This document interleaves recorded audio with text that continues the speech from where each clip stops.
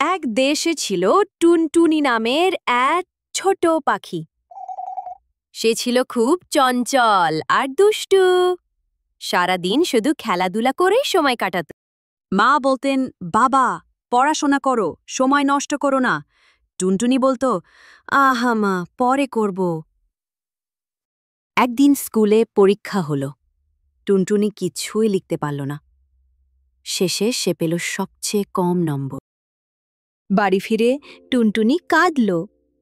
মা বললেন, সময়কে গুরুত্ব না দিলে এরকমই হয়। টুনটুনি সেদিন থেকে সব কিছু ঠিক সময় করতে লাগল। পড়া, খাওয়া, খেলা সব কিছু নিয়ম করে। পরবর্তী পরীক্ষায় সে পেল সেরা নম্বর। শিক্ষক, মা বাবা সবাই খুশি। এখন সে অন্যদের সময়ের মূল্য শেখায়। বন্ধুরা, আমরাও টুনটুনির মতো হব, ঠিক তো? গল্পের শিক্ষা: সময় বাঁচাও, জীবন সাজাও।